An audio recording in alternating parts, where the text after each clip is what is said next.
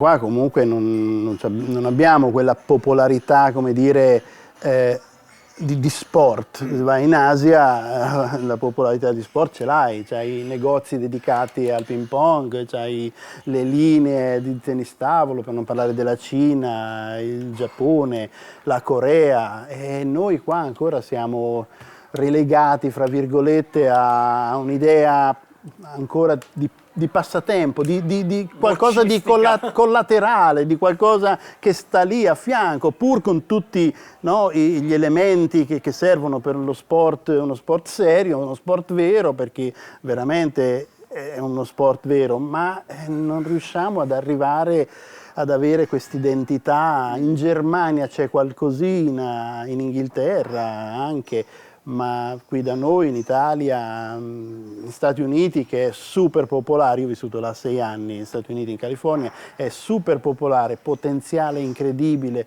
calcolati 30 milioni di giocatori occasionali alla settimana, cioè un mercato incredibile, però lo chiamano basement sport. Il giochino così. E quindi hanno il garage, hanno il tavolo, che poi anche molti campioni là si allenano in questo modo, proprio per, almeno nel ping pong, proprio per andare a coprire quello spazio che non riescono a trovare nelle palestre magari, hanno il loro tavolo, si prendono il loro cinese di turno e quindi continuano ad allenarsi là a fare... Peraltro ho visto, diciamo, una risposta al tema del rendere popolare lo sport, che però a me non piace perché chiaramente introduce un'altra disciplina che non è, diciamo, nel tennis tavolo, chiamiamolo ping pong, però è il ping pong, questi mondiali di ping pong dove giocano con la paletta senza gomme.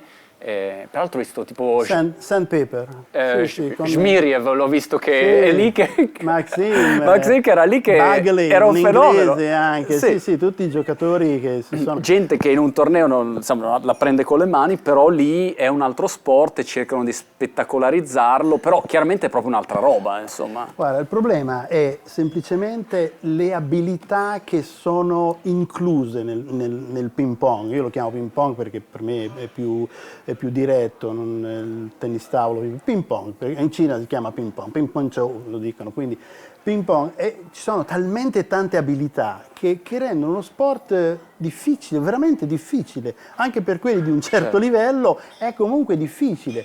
Calcolate che in un singolo colpo, non so se sono incluse 30-40 abilità nello stesso momento di giocato, quindi lo sai, devi avere la posizione giusta, usare il polso, il braccio, la rotazione della palla, dove giocarla, la potenza, una finta, cioè è talmente complicato. Allora per cercare di semplificare e di renderlo un pochino più diretto, più immediato, tolgono le abilità. Chiaro. Poni nel nostro caso, se togliessimo l'abilità nel servire bene la palla nel tennis, fai una palla di potenza, la prima è di potenza, la seconda una bella rotata. Da noi c'è la rotazione, il piazzamento, che nasconde un po' l'effetto, è lunga o corta. L'avversario ha 1000 dubbi prima di colpire, che già quando colpisce è già in ritardo, in pratica. Tagliamo un po' di quelle abilità e vedi che il gap diminuisce. Quando si gioca con persone così, che si va a qualche manifestazione, che si fa 2 tiri, ti chiedono, sì, giochiamo, però senza effetti, mi raccomando, mi raccomando, no, senza effetti, perché è lì l'handicap. Facciamo incontri pugilato, ma non colpiamoci.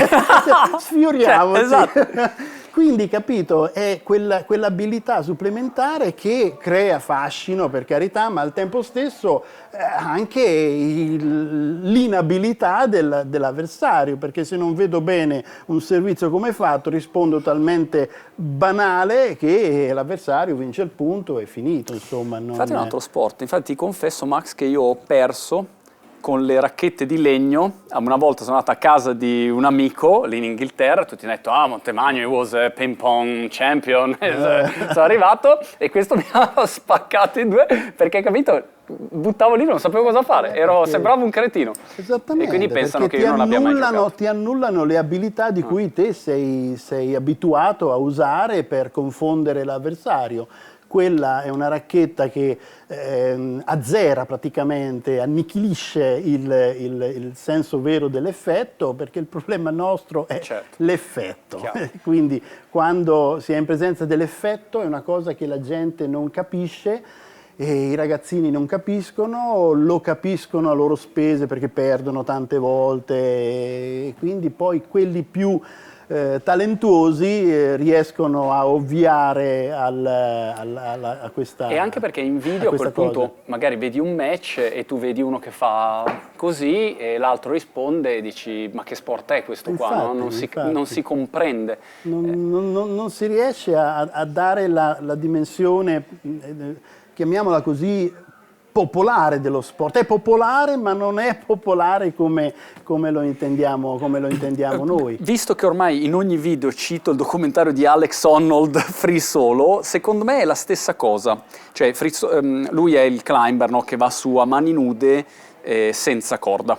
Quindi arrampica a mani nude, va su queste pareti incredibili.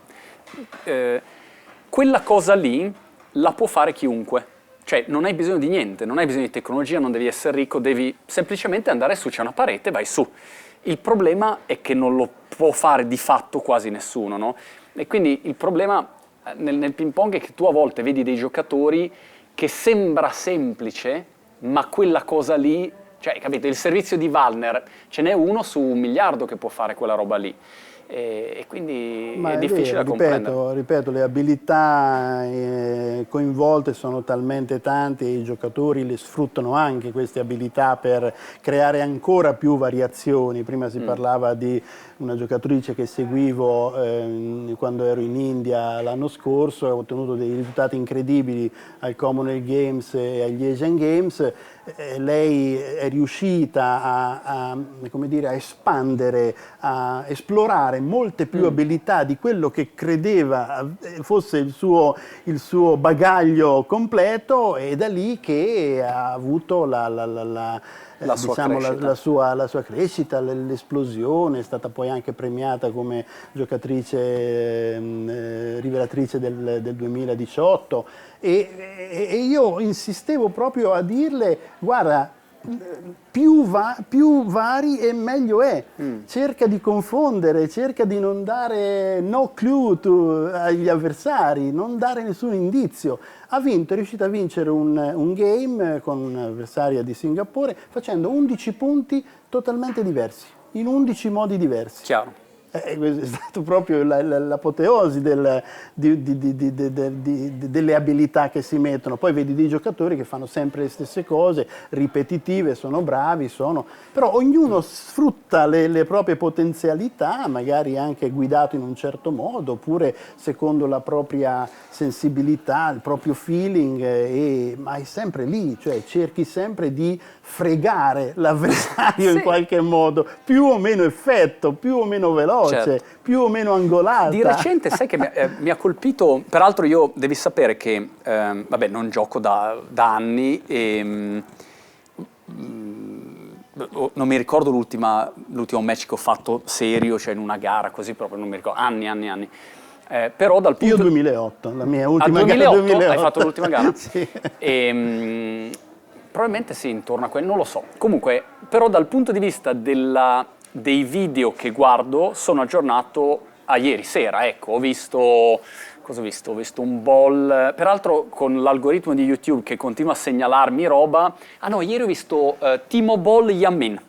Okay. Un match del, non so, 2006, il Boll lo prende a pallata il povero Young. Cioè, e poi, no, agganciandomi a quello che dicevi, mi ha colpito perché ho visto un video di Schlager del periodo buono quando ha vinto il mondiale, sì. E la quantità di variazioni che lui metteva era enorme e quindi uno non sapeva mai che cazzo facesse questo, no? Ecco, forse il motivo per cui non è facile anche andare in quella direzione lì è che è molto più facile magari prendere un giocatore e dire ok, il tuo sistema è questo qua, non so, top di dritto tutto campo, fine, fai un colpo solo, diventi monomaniaco in quella roba lì, come magari ai tempi era Save o, non so, Gatien, cioè prendevano un colpo, diventavano clamorosi e basta, zero variazione, ma su quello è un martello pneumatico. Ma adesso le cose non sono poi cambiate tanto, che poi si sono portate all'estremo. Per esempio una volta si pensava appunto di attaccare il prima possibile, adesso veramente si attacca il prima possibile perché si attacca subito l'avversario dal servizio, dalla risposta al servizio. Ma come fanno praticamente a schiacciare? Cazzo, a volte è a remoto, va lì e fa pum, è così. già una sventola, sì, è così. Ma com'è? C'è E anche la pallina nuova, l'anticipation skill, ma io la pallina no, è che secondo me i giocatori entrano un po' in una sorta di schemi fissi e quindi quando hai degli schemi fissi sei prevedibile. E allora l'avversario è bravo a prevedere il tuo schema fisso. Tante volte si dice, no? Adesso 10 pari fa il servizio lungolinea, veloce, perché sai che quello è uno schema che si può verificare. E ti alleni alla sua prevedibilità. Esatto, in qualche modo all'inizio è quello che si dice anticipation skills, però dopo un po' diventa anche molto convenzione. Adesso ci sono dei giocatori che fanno circa 50% di servizi molto veloci sul rovescio di solito e 50% che servono corto, proprio per dare quella imprevedibilità, però anche lì poi rientri in uno schema. Chiaro. Allora, l'abilità dei un'imprevedibilità giocatori... prevedibile quella. Bravo. Esatto. L'abilità sta proprio in quello, cercare di fare le tue cose, farle al meglio, ma al tempo stesso non essere prevedibile. Perché comunque devi rappresentare una sorpresa, in qualunque momento della gara, perché poi il ping pong si assomiglia molto al tennis, nel senso che c'è il servizio, in genere ti fai 2 punti. Oggi molte partite finiscono veramente con un punto di differenza, anche quando finisce 4-3, magari uno ha fatto 95 punti, quell'altro ne ha fatti 94, capito? E c'è molto livellamento a un certo livello, ma quando i livelli sono diversi invece trovi questa grandissima differenza. Mi hai fatto venire in mente che abbiamo giocato una volta in un finale di un top 12 a Arezzo e 86, e no. tu servivi sempre di dritto, il tuo servizio dall'alto così, e io ero fantasticamente allenato. Ti ricordi, andavo in Germania a allenarmi con Leo Amisi, eccetera. E quindi quando battevi io ero perfetto, sapevo tutto. Poi a un certo punto, non so, 15 pari, così si giocava ancora ai 21. Ti vedo e ti giri e batti di rovescio. Ho pensato, cazzo, questa non la so, cioè non so che cosa succede. Cambiato le regole. Hai capito? E quindi finita, niente, match perso, insomma, mannaggia a te, vabbè. Ma infatti sono queste cose che adesso le variazioni sono tantissime nel ping pong, ripeto, i giocatori sono molto bravi a crearti quella piccola variazione, te sei convinto di una cosa e invece qualcos'altro. A me colpisce molto Ball ultimamente, peraltro ho visto l'altra sera il match con Fambo che vince Ball, ma gioca come fosse un ragazzino e ha tutti questi micro accorgimenti, continua a cambiare, testare, vedere, proprio astuto, non so come dire, ha un'ottima sensibilità di come spiazzare, come togliere certezza all'avversario, ogni volta non sai, e a volte non sembra neanche che faccia chissà che, è lì che fa il suo passettino. Sì, di questo appunto, lo dicevo prima, dà anche possibilità a molti giocatori di essere abbastanza longevi, perché Ball è ancora nei primi 10 al mondo, 30-37 anni. Certo ci vuole una prestanza fisica, ci vuole una preparazione fisica, tutto quello che ti pare, però sopravvive per tante sottigliezze che solo lui sa fare. Samson ha 41 anni, wow. Quindi questo tipo di abilità ti danno anche modo poi anche di essere più longevo. Vivere più a lungo. Ma la Svezia, a parte che mi piace tantissimo, come si chiama? Truls Moregård. Quello lì che impugna Moregård. Moregård. Una cosa del genere. Cioè, è difficilissimo, neanche loro sanno pronunciare. Ecco, che è uno imprevedibile, perché ha delle uscite che a volte dici che sta facendo, poi un po' strano come giocatore, però ha avuto quei 12 anni Valner Persson e poi non c'è più quella cosa lì.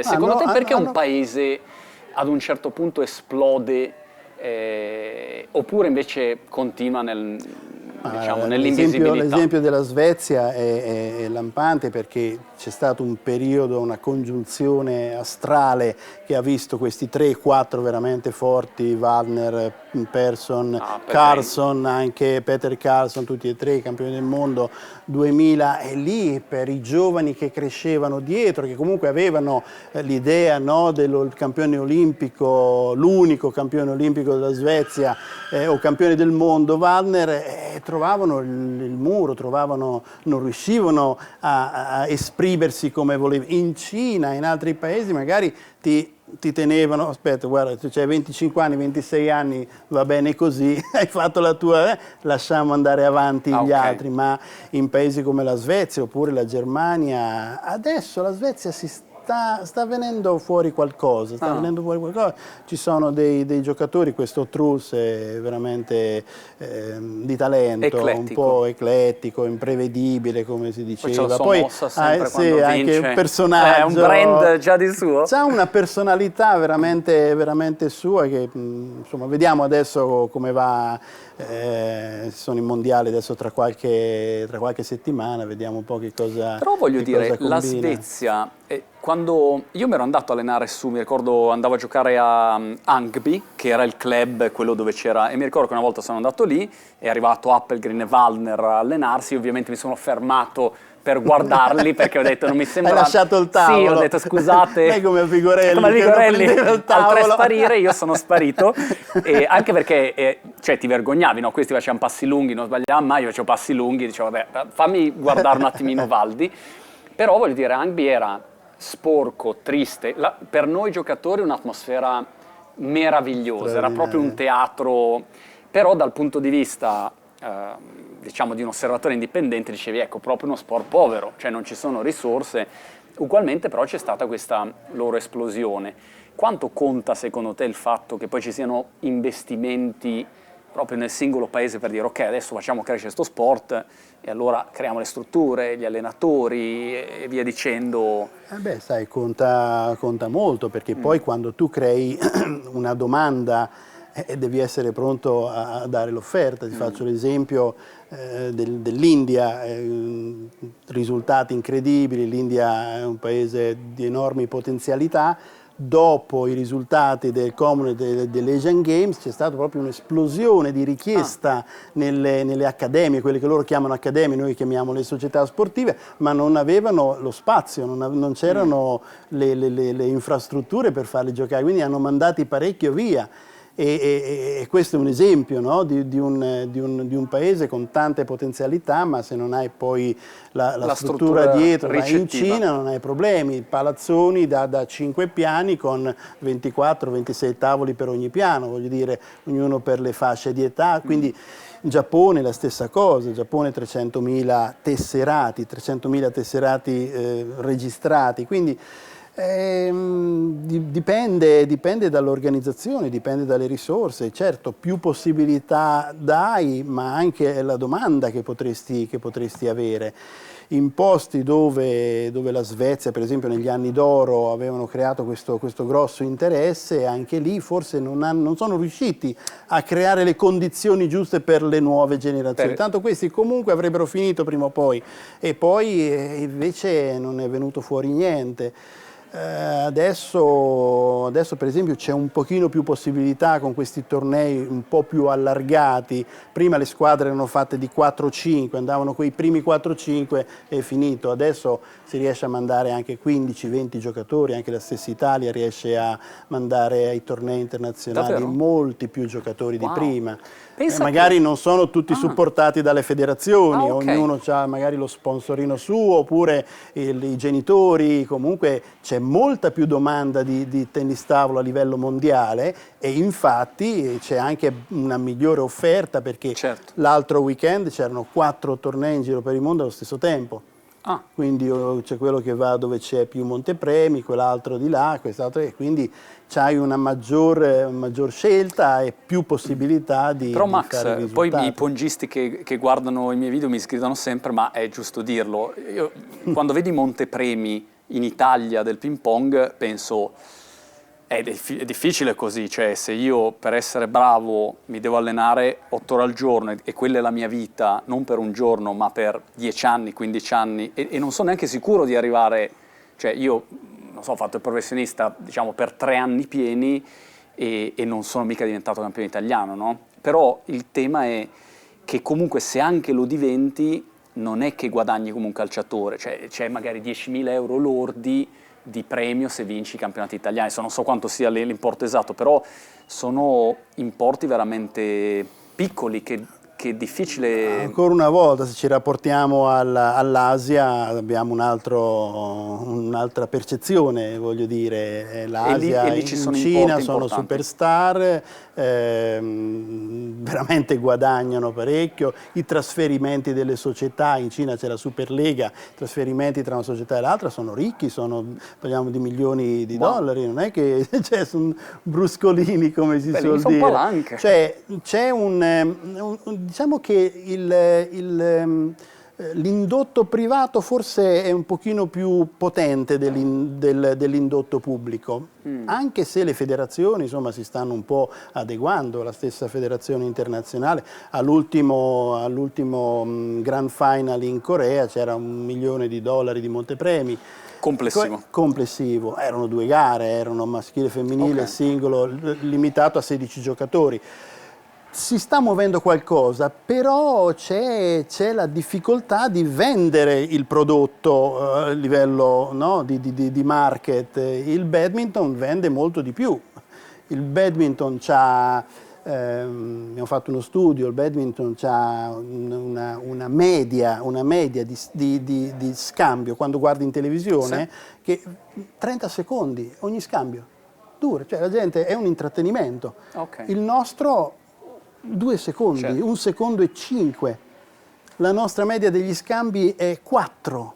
Cioè io batto, te rispondi, io colpisco, te sbagli. Chiaro. È finito, cioè non c'è l'appeal, non c'è quell'attrazione, quindi c'è l'esigenza di renderlo più appetibile dal punto di vista degli sponsor. Qualcosa si fa, però siamo ancora un po' Peraltro, lontani, perché certo. poi se si sblocca questo meccanismo ne veniamo tutti ad avere beneficio, quindi anche le piccole federazioni, insomma, perché non è che ogni volta pensiamo, in Cina è molto popolare, vabbè, allora Ma il a fatto San che... Marino conta poco che in Cina è molto popolare, però scusa, il fatto che la Cina, io prendo il mondo tech, la Cina sta iniziando a dominare il mondo tecnologico, dominare, cioè se tu prendi Tencent, loro sono gli azionisti praticamente di tutte le principali aziende di videogame al mondo ed è uno degli elementi. Alibaba, Huawei, Xiaomi, cioè ce n'è 3.000 di aziende cinesi che stanno invadendo il mondo e quindi mi immagino che nel momento in cui vadano nel mondo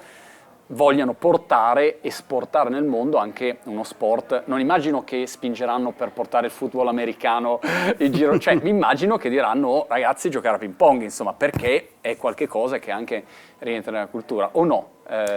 Diciamo, è un sì, fenomeno che può succedere quello? La Cina ci salverà e il pongismo invaderà il pianeta?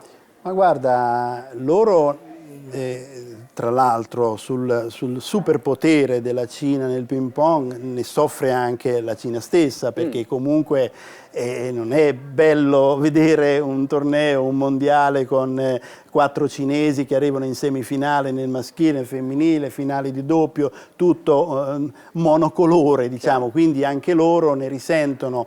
È chiaro, se hai più una variabilità dei campioni, dei risultati, come ti dicevo prima, c'è possibilità anche di vendere meglio il prodotto, ma allo stesso tempo la Cina qualcosa ci dà una mano, ma fino a un certo punto, perché non è che vogliono rivelare troppo. Certo, ci possono salvare, possono contribuire parecchio ad una maggior come dire, sì, commercializzazione, se vogliamo, del prodotto ping pong.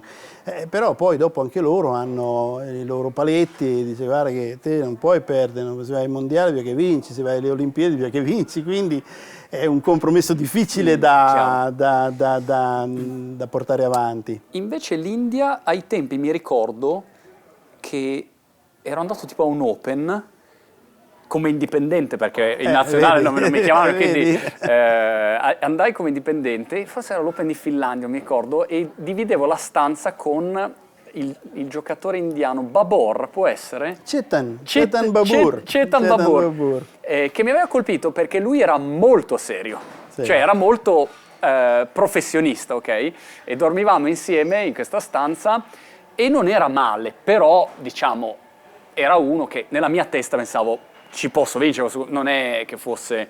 E poi invece ho visto uscire appunto una serie di giocatori notevoli, ecco. Com'è stato il tuo ingresso indiano? Cioè sei arrivato lì e hai detto ragazzi allora ping pong, let's practice. Ma intanto Chetan Babur è un ingegnere, una mente brillante davvero, vive a New York, siamo visti svariate volte quando stavo negli Stati Uniti.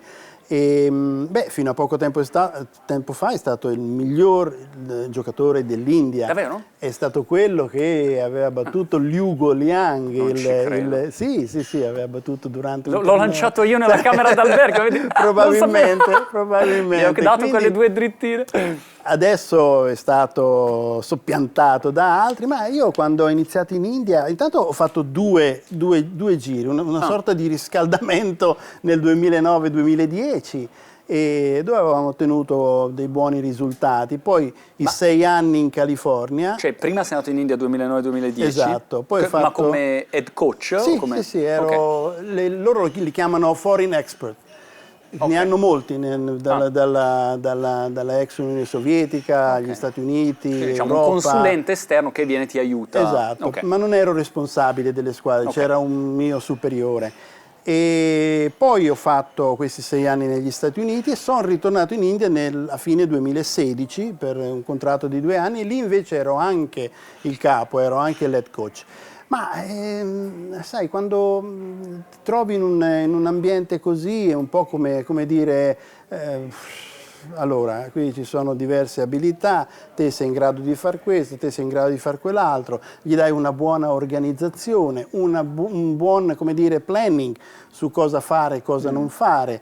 Targetizzare tutte le gare che si fanno, cioè ci prepariamo per questa gara in Germania, facciamo così, e il lavoro più importante secondo me, come dicevo prima, era andare a scovare quali potevano essere le vere potenzialità di questi giocatori, e in base a questa così platea allargata di diverse personalità e abilità ho cercato di indirizzarne uno per uno, ed è stato molto apprezzato perché in genere gli allenatori vanno un po' dritti. No? Questo faccio così e gli altri si devono agganciare un po'. Io ho fatto l'opposto, loro erano svariati in una piazzetta, quello di là, questo di qua, e io andavo a toccare un po'. Per cui hai cercato di pensare per ognuno cosa può funzionare per quel tipo di gioco. L'opposto di quello che si faceva anni fa, ricordo quando Stenzel arrivò in Italia, che al primo raduno tutti facevano lo stesso, tutti lo stesso schema. Beh,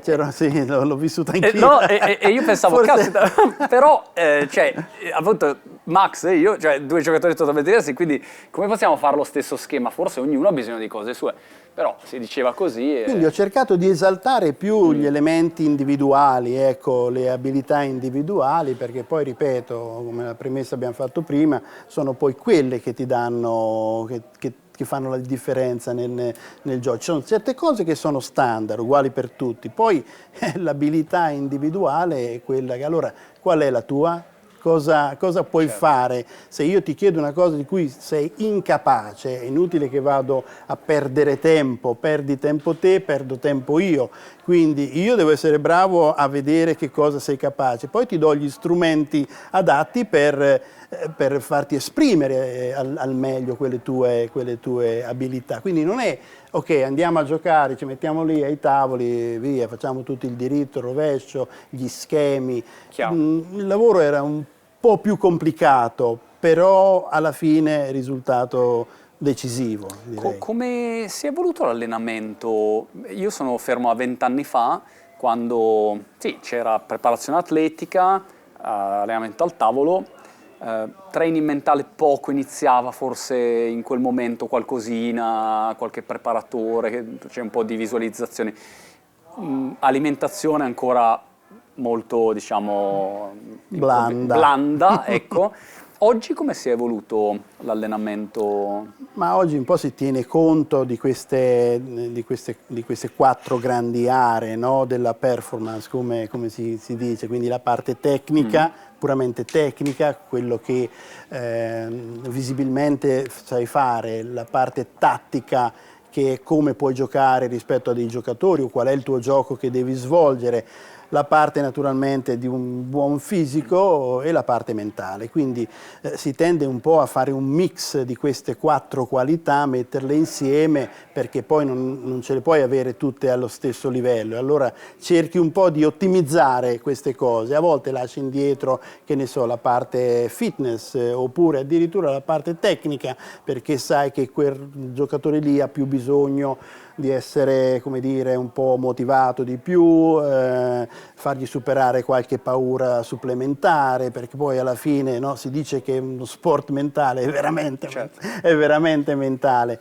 E allora l'allenamento è un mix, diciamo, è un mix di tutte queste cose. Dimmi un programma da lunedì a domenica di un team, di una squadra. Se tu devi impostare un programma, sapendo che ognuno ha i suoi programmi personalizzati. Allora, il programma, Come lo gli imposti? schemi sono individuali, quindi se io ho bisogno di fare più gambe faccio più gambe, l'altro più controllo, più controllo. Se c'è un target la domenica, se c'è una gara, un torneo nazionale, una gara di Serie A, chiamiamola così, si può pensare a come studiare l'avversario. Se so che devo giocare contro di te, agli ultimi 2 o 3 giorni mi faccio un pochino più di lavoro, no? di preparazione mentale, allora so che devo giocare in quel punto, evitare quell'altra cosa. Insomma, si fa una specie di condizionamento mentale, chiamiamolo così, proprio per evitare che i giocatori vadano un po' così random in campo.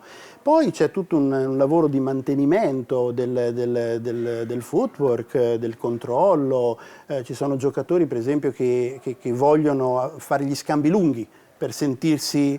È tutta una questione di fiducia. Certo, Cioè, ognuno cerca il suo modo per aver fiducia. C'è quello che vuol chiudere subito il colpo, appena è possibile chiudi il colpo. Allora si tende a fare una cosa mista, ripeto, se dovessi... ancora.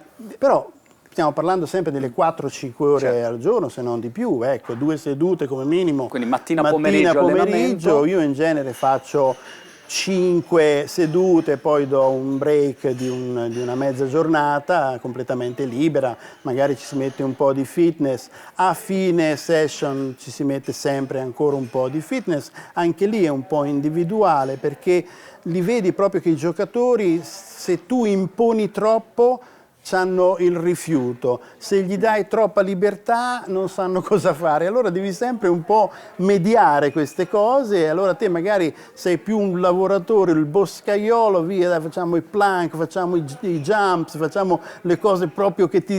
e alla fine questi sono contenti. Magari quell'altro vuole fare un pochino più di... mi faccio la mia cosa di agilità, i passettini veloci, la scalettina, quella lì. Ed è interessante, devo dire interessante. A me non piace l'appiattimento, non mi piace che se ho un'idea tutti me la devono seguire. Mi piace più seguire l'individuo, ecco. Quindi anche da questo punto di vista qui è importante avere un'interazione, un intendimento forte con gli individui. Non è più il capo che sta lassù, allora oggi si fa tutti così, boom, una collaborazione. Non ne vedo l'utilità. Mi ha scioccato vedere come sia cambiato lo sport, a parte che è cambiato, cioè, completamente, no? Tra regole, eccetera, eccetera, braccio davanti, cioè io mi ricordo quando ho ripreso, allora no, il braccio davanti non posso tenerlo, ma si gioca agli 11, ma la palla è più grande, e dico, allora è un altro sport, insomma, però in realtà poi non l'è. Però la cosa che mi ha colpito di più è stato quanto sia cambiato il mondo della risposta al servizio, perché ai tempi miei era io rispondo di dritto, fine, cioè non è che c'è... però qualche giocatore effettivamente, anche tu comunque eri eri, diciamo, dritto e rovescio, sì, avevi, diciamo, un'impostazione con un topspin dritto forte, però eri un giocatore bilaterale, no? Eri già un po' su quest'onda moderna, no? Che rispondo col rovescio, cose così. E quello ha cambiato tutto, cioè quando vedi le risposte al servizio oggi dici wow, è proprio un altro sport. Come dicevo, si tende a bruciare i tempi, mentre prima, adesso ti faccio un esempio, prima servizio, uno rispondeva, vuoi che gliela do lunga, la prima palla la controllo, vediamo che diavolo fa. Cosa succede? Esatto, la controllo, la piazzo, magari rallento oppure, e poi sono pronto per il controattacco, perché poi è così, quando rispondi devi essere pronto al controattacco. Adesso si tende a bruciare queste tappe, quindi si apre subito e quindi, come dire, contrattacco immediatamente, il servizio è già un attacco, contrattacco immediatamente, oppure do lungo, l'altro tira, io sono pronto a contrattaccare, cioè ho ridotto un po' il tempo di, come dire, di studio, ecco, dello scambio, e allora si va subito a giocare. Però c'è meno rotazione adesso. Ma secondo te no? Secondo me no, guarda. Perché a volte vedi, capito, che uno parte carichissimo, l'altro boom, va su. C'è tanta discussione su queste palline di plastica, adesso ABS. Allora, la rotazione rappresenta come dire, l'elemento che dà ancora maggior numero di punti nel ping pong. Quindi che può essere il servizio, che può essere il primo top spin, ma anche nel controtop. Non è solamente che metti solo potenza, metti proprio rotazione. Il 90, forse 90-95% degli errori la palla va fuori. Fuori non va a rete. Se non ci fosse l'effetto la palla tenderebbe a cadere, ma la palla esce fuori perché vuoi un'impostazione troppo bassa, vuoi che l'altro fa girare abbastanza la palla, te colpisci e la palla vola. Quindi la rotazione rappresenta ancora l'elemento fondamentale. Gira di più? Non gira di più. Il problema è che a volte i materiali sono diversi e quindi i giocatori sono un po' disorientati da certe palline rispetto a... Se ci fosse una pallina uniforme, un tavolo uniforme, un pavimento uniforme, allora ho un'idea, voglio dire, no? Prendi anche i grandi campioni, anche il calcio, portali in un campo dove ci sono le buche, sabbia, voglio vedere cosa fanno. Cioè, le condizioni ideali sono sempre, no, a vantaggio dei più bravi, ma il discorso è che quando le condizioni cambiano, tutti si trovano disorientati e devono adattarsi, aggiustarsi, come fare, come non fare, fanno degli errori banali, credono una cosa ma è un'altra cosa, perdono anche un po' di vista quella che è la realtà. Ripeto, per me la palla gira, io ero uno che faceva forse l'80% dei punti con la prima rotazione, se gioco adesso ancora non riescono a bloccare il mio top, ma sì, perché l'abilità è quella, cioè nel momento in cui impremi la rotazione, quella gira, li fa quei 4-5 mila giri al minuto, tocca il tavolo e magari ne arrivano 3.000. Allora, te vedi 5.000, risponde 3.000 ed è un calcolo aritmetico. Esatto, il cervello va in tilt perché ho visto una cosa ma poi ne arriva un'altra, ma com'è? E quindi ecco, tante volte è proprio la percezione che cambia, ma in realtà la palla c'è ancora, gira. Non è... Una cosa che mi colpisce... Se giochi in certi tavoli gira molto, se giochi in certi altri tavoli gira di meno, quindi le condizioni sono fondamentali da questo punto di vista. E anche sapersi adattare, chiaramente. E sapersi adattare. È forte, Max, oggi come sia possibile vedere e imparare così tanto col fatto che esiste YouTube, robe così, e invece ai tempi nostri tu per vedere dovevi andare a giocare una gara, metterti lì dietro, osservare, invece oggi tu apri YouTube e hai tutti i match possibili e immaginabili, hai anche del buon materiale di alcuni allenatori che spiegano, insomma c'è tanto materiale da assorbire. C'è tanto materiale, vabbè, guarda, molto materiale va contestualizzato, nel senso anch'io guardo ogni tanto i video e magari certi video ti fanno vedere solo gli highlights. Certo. non riesci a capire completamente. Tra l'altro la Federazione Mondiale c'ha un sito con una library di video incredibile, si può veramente accedere a tantissimo materiale. Il video per me non rappresenta il miglior modo per imparare, è troppo veloce. Succede tutto troppo veloce e infatti quando guardi sei distratto più che altro dalla pallina, più che andare a analizzare, no, quelle che sono il movimento tecnico di un giocatore, di un Malone piuttosto che di un altro giocatore. Io mi fido di più delle foto. A me piacciono molto le foto, sarà che anche nei tempi proprio nostri iniziali, quando c'erano le riviste della Butterfly, che c'erano i fotogrammi, non so se ti ricordi, sì, no? certo, Frame che by frame. by E allora lì vedevi che, ok, devo passare qua, poi da qui arrivo lì, il ginocchio mi si piega in avanti, cioè c'hai 10 minuti per vedere una foto e quindi riesci a, come dire, a capirla meglio. E quello che succede troppo velocemente non lo capisci, per quanto veloce sei. Però hai una possibilità comunque di approfondire, se vuoi, che prima non c'è. Cioè, se io il video dove Schlager spiega che lui il servizio sotto lo fa prendendo la palla davanti, dall'altro lato, e io non l'ho mai saputa quella roba lì, perché io facevo, capito, la chance in mano, battevo sempre da dietro, così. Se l'avessi saputo prima, avrei avuto senz'altro comunque delle informazioni in più. Quindi è incredibile comunque. Le possibilità di vedere, si tratta anche di... Anche se sei magari in un'azione sfigata, però quantomeno puoi cominciare a farti un'idea. Ecco. No, questo qui ha aiutato tantissimo, ma ti dirò di più, anche se c'è il video, tantissimo materiale, ormai non c'è giocatore al mondo che non vada in campo con la sua videocamera. Certo. Quindi vedi che un angolo c'è il coreano, dall'altro angolo c'è il tedesco e poi due telecamere al centro che riprendono la scena. Cioè il video ha sempre rappresentato così un modo per migliorarsi, per vedere, magari in certi momenti cruciali della partita che cosa ho sbagliato, arca miseria, dovevo attaccare invece ho palleggiato. Cioè ti ritrovi a rivivere l'esperienza, molti registrano e poi manco si guardano, si tengono, hanno i file dei video. Anche perché è doloroso riguardarsi. Non piace guardare, ma perché lo registra?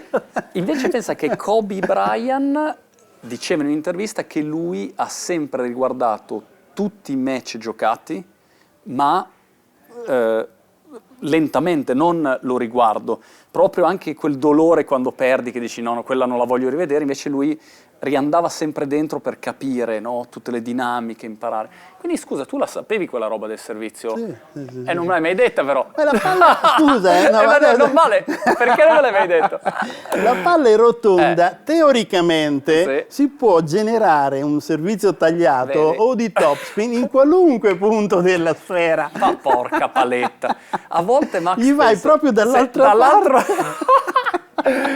Gli fai proprio un cucchiaio, capito? Proprio. A volte veramente, Max, penso, mi piacerebbe tornare indietro quando avevo, non so, 15 anni, 20 anni, con la mentalità di oggi, cioè con quella predisposizione, e invece non si può, quindi niente. Forse per i veterani, però ogni tanto vedi... I mondiali veterani mi mettono una tristezza, ogni tanto vedi, non so, questo Philip Save tutto pelato, vabbè che lui è sempre stato un po' pelatozzo, però a volte vedi i giocatori che dici no, ti prego fermati, smetti, perché poi sono duri come erano un tempo, quindi però, vogliono vincere, però... Con 20 anni di più. E quello con la panza, e quello che gliela mette lì, scusa ho sbagliato, cioè...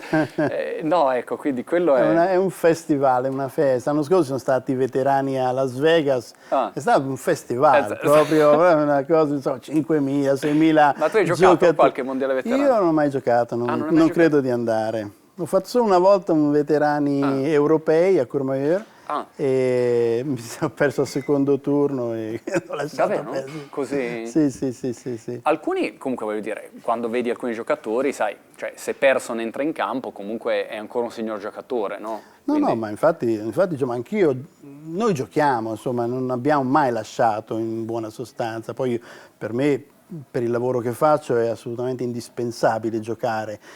se devo allenare te, ho bisogno di capire com'è la tua palla, come gira, come non gira, la velocità con cui mi arriva, l'intenzione che ci metti, e la devo sentire nella mia racchetta. Perché in quindi quel modo ho sai bisogno valutare. di giocare. Io smetterò di allenare quando non riuscirò più a Senti, giocare. il cesto si è evoluto o è sempre stesso? Pigli il tuo cestone e cestizzi? O c'è un'evoluzione? Ho visto anche un po' di robot che sono usciti, c'è qualcosa di C'è utilizzato? tanta, ormai i robot fanno molte cose, riescono addirittura a fare degli schemi, puoi preimpostare degli schemi, palla colta sul diritto, un palleggio lungo al centro e un'altra palla random in uno degli angoli, per esempio.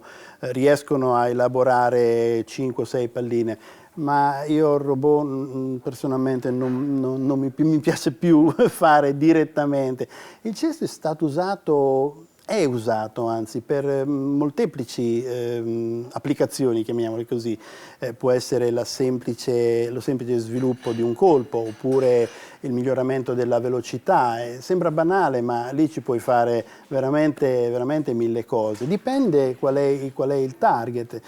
Ci sono molti allenatori che pensano che il cesto sia solamente per migliorare la velocità, e quindi ti tirano sta palla come una raffica di palline, e il giocatore di là non capisce niente, non riesce a seguire nemmeno il tuo ritmo e va in confusione totale, però crede che sia un buon miglioramento.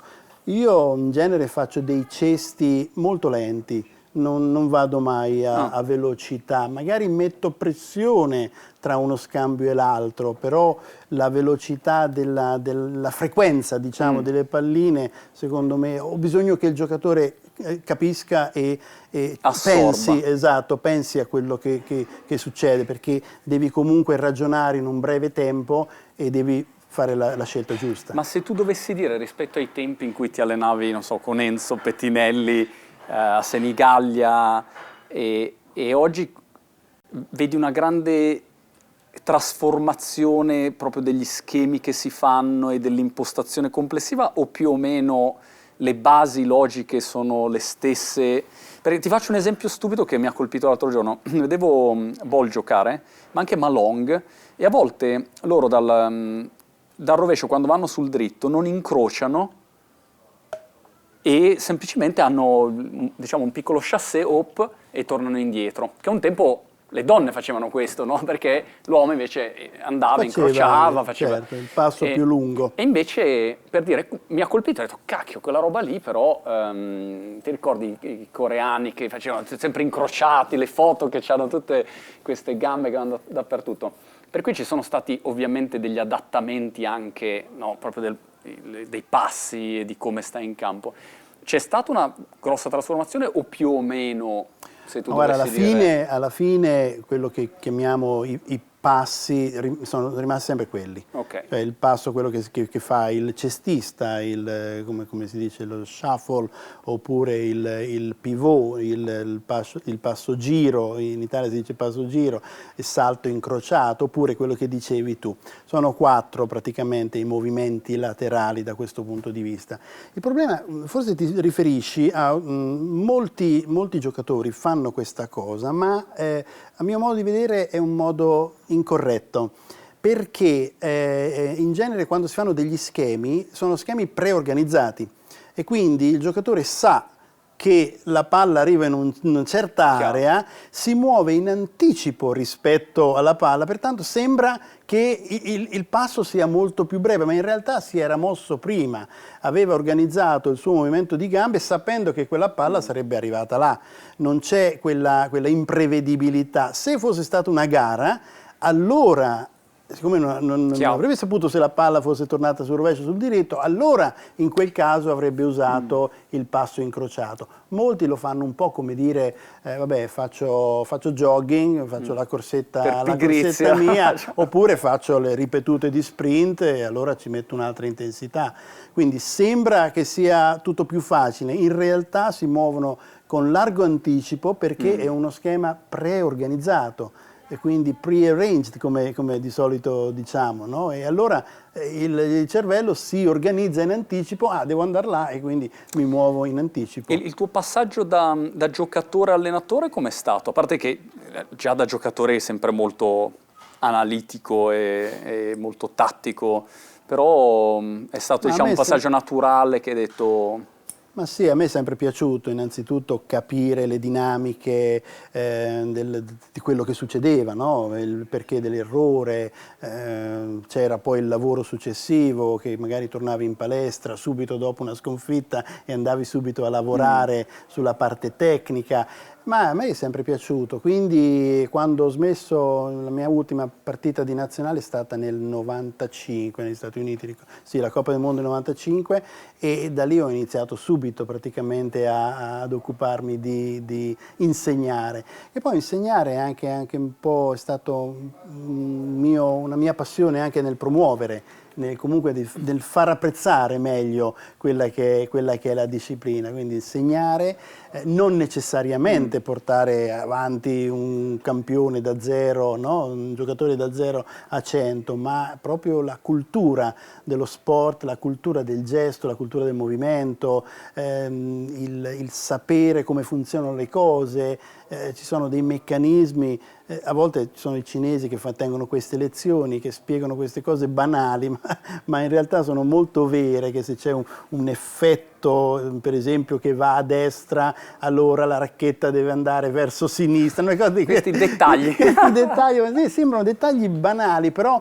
loro ci tengono molto alla parte, come dire, basic del ping pong, anche quando lavorano con i grandi campioni. Allora ecco, queste cose secondo me vanno rinnovate, vanno sempre un po' rispiegate, anche a me piace rinnovarmi da questo punto di vista. L'anno scorso ero ai mondiali in Svezia, ad Amsterdam, si era appena celebrata la finale femminile dove la Cina aveva battuto il Giappone 3-1, una giocatrice non giocò e la trovai in palestra con il suo allenatore. C'era veramente una marea di palline, saranno state lì in un'area di gioco 700-800 palline, e questo allenatore le inviava la pallina semplice in un punto, lei doveva andare lì e giocare questa apertura di rovescio che si diceva prima. L'aveva ripetuto 600-700 volte, io sono stato lì veramente mezz'ora e ha fatto solo quello, però poi dopo ho chiesto, perché dico, cosa mi consiste questo cosa mi significa? Esatto, cosa mi sta a significare? E lui diceva che anche i supercampioni hanno bisogno sempre di avere le basi rinnovate, le basi comunque che sono la loro spina dorsale, non saprei come dire. Quindi non sottovalutarle mai, ma anzi portale sempre a questo. Mi diede un consiglio. Mi ricordo un anno andai in Svezia al club Sportwagen si chiamava, che era quello dove l'allenatore era Sherlock Wallner, il fratello di Wallner. E mi ricordo che io andai lì e a un certo punto fissano il training col fratello di Wallner e dico, cioè a questo punto chissà che cosa mi farà fare. Cioè già mi immaginavo, non so, schemi super complessi così. E lui parte, mi guarda come dire... Chi cazzo ha fatto sei? pulire il tavolo, no? Cioè, sì. Prima dai una pulitina alla palestra, che almeno è pulito per gli altri. Sì. Dopodiché parte col cesto e l'unica cosa che faceva, tipo, sono stato lì un'ora, dava solo una palla, esci non esci, e diceva, devi solo capire, insomma, se esce o se non esce, no? E io dicevo, Sherlock, I'm number 7 in Italy, 5, cioè, come dire, non sono un coglione. Imbarazzante, capito? Cioè, la mia comprensione delle basi era minima. E quindi questa è una cosa che poi paghi inevitabilmente. E infatti, ripeto, lo è sempre stato, quindi non è cambiato, per risponderti alla domanda di 2 ore fa. Non è poi cambiato molto, è che tutto si estremizza. Si porta veramente se prima per esempio colpivi la palla appena fuori dal tavolo, adesso colpisci la palla a livello del tavolo o dentro il tavolo addirittura. E questi cinesi, insomma, questo esce non esce per loro non è più un problema, perché entrano sopra il tavolo. Quindi l'unico che lo faceva ai tempi era Viborni di rovescio. Te lo ricordi Viborni? Che andava lì e la gente diceva questo è un po' strano, però è stato uno dei primi che lui, Corbel anche, che sfrullavano. Ecco, Corbel è stato forse il precursore, il precursore sì, dell'apertura di rovescio che poi. Ma io ricordo dunque una decina di anni fa forse mi era arrivata questa segnalazione dai campionati nazionali cinesi e mi dicevano guarda qua la risposta al servizio vanno tutta dalla parte del diritto e aprono, quindi non solo quando arriva la palla nella zona del rovescio, no, tutto dall'altra parte proprio per enfatizzare questa cosa, lo sai, lo fanno in larga scala e ovviamente dopo alcuni anni è diventato il loro standard di gioco. E quale sarà secondo te l'evoluzione adesso? Perché paradossalmente appunto mi viene a dire batti lungo sul dritto, no, perché sono tutti lì pronti così sopra il tavolo a flippare il rovescio. Ma l'evoluzione sarà una miglior gestione del servizio per evitare questa cosa, quindi bisognerà essere preparati come dire, non a subire l'attacco vicino l'attacco corto, ma servire direttamente lungo e prepararsi su quella palla che prima quando si faceva la palla lunga era la sorpresa, l'avversario era già sbilanciato e tu finivi, invece adesso l'avversario è già preparato e tu devi essere ancora più preparato a giocare di controattacco, quindi non è più il servizio e l'attacco ma sarà il servizio e il controattacco. Quando hai vinto l'award di Best Coach in the Universe, migliore allenatore della galassia, gli hai urlato in faccia a Roscoff così per un minimo di... Esatto, vero, gli hai detto Jorg. C'avevo Roscoff qua e bravo Ulf. Lo stesso, ne riparliamo come è stato. Beh, una bella soddisfazione comunque. No, sì. Soprattutto no, Jorg aveva vinto l'anno prima, lui era contento, ma lo svedese ci teneva, Ulf Tikkan ci teneva. Però è un giocatore, vabbè, tu immagini, io non ci ho mai giocato con sì, Tikkan. Sì, ho giocato svariate volte. Era ostico Ulf. Sì, beh, era il terzo di quei forti giocatori che vinsero poi negli anni 80 con Wagner, Appelgren, Lind anche. Faceva tutte ste facce, solo Bargagli in Italia faceva le smorfie di più di Ulf Tikkan. No, effettivamente è stata una grandissima soddisfazione perché nemmeno mi aspettavo la nomination numero 1 e poi addirittura vincere quel premio davanti a tutte. Evidentemente il lavoro indiano è stato determinante perché l'India ha fatto delle cose inaspettate, veramente che nessuno ci avrebbe mai scommesso Ma un invece euro. ogni tanto vedo sbucare, adesso un po' meno, come si chiama? Quadri, Aruna Quadri? Quello di colore nigeriano. Sì. A parte che la Nigeria, vabbè, noi avevamo in Italia, chi c'era? Adayemo? Sì, tuttora credo che Fatai Oyebode, sì. Quindi diciamo hanno sempre avuto un minimo di scuola, però ho visto che lui ha fatto dei risultatoni, quindi diciamo ogni tanto emerge anche in paesi che non ti aspetteresti il tomba di quella. Beh, sì, forse l'esempio più eclatante è Ugo Calderano, il brasiliano, che questi si allenano tutti in Europa, devo dire, ormai il loro Aruna Quadri vive in Portogallo, mi pare, a Oporto. Quindi immagino si allena a Lisbona. con sì, si allena lì, poi fanno le Champions League per un club, passano molto tempo. Il brasiliano so che vive a Oxenhausen, che tu conosci, sei stato diverse volte e non c'è più Leo ormai fa musica elettronica a Berlino, ma non ci posso credere, ci siamo sentiti proprio ultimamente. E quindi sì, hanno un calendario talmente. Io non so nemmeno quando si allenano questi, veramente, perché c'è una cosa dietro l'altra. Non lo so. Sono alcuni allenatori che hanno detto: guarda, ti fermo, bisogna che stai fermo un attimo, un mese e mezzo, perché stiamo in palestra, perché non c'è tempo proprio calendario, anche questi sono presi a giocare. Calderano tira fortissimo di rovescio. Molto potente. Anche molto di dritto non potente. scherza, però dico, a volte di rovescio dici, mamma mia.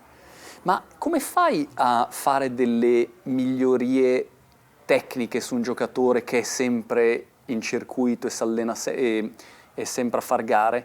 Perché anche il problema è che magari per migliorarlo in una sezione del suo gioco ha un periodo in cui peggiora magari temporaneamente per poi migliorare, e quindi non è facile perché...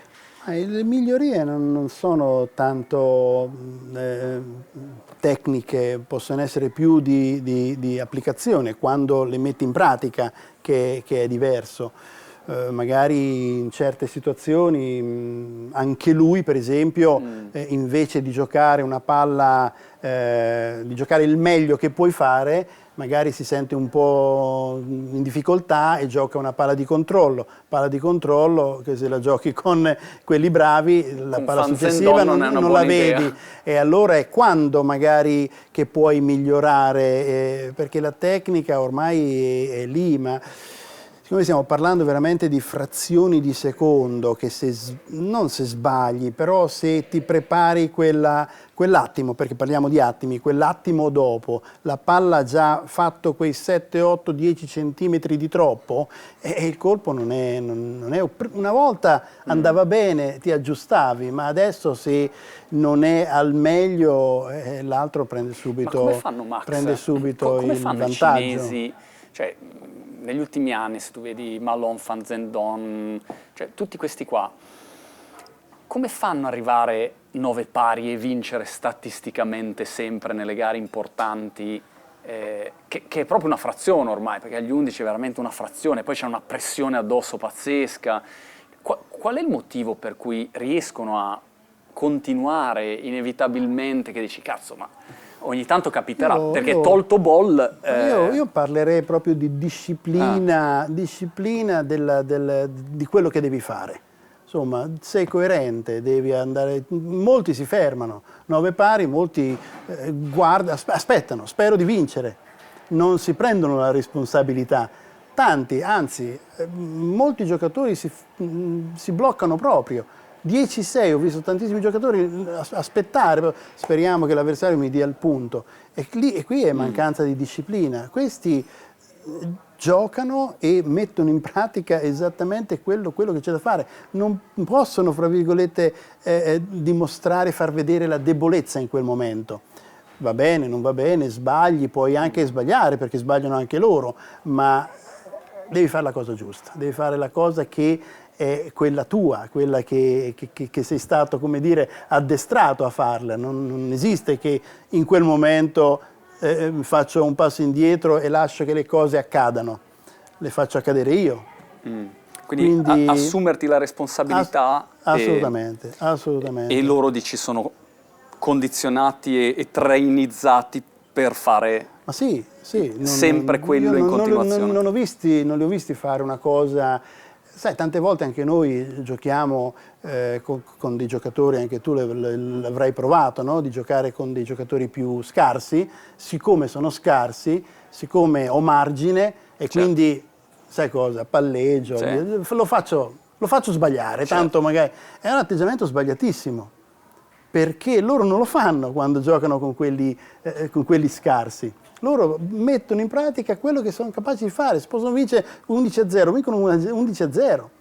Niente courtesy point. No, anche lì c'è un po' di dibattito. Il courtesy point a volte è visto come un'offesa. Sì, no, non lo voglio.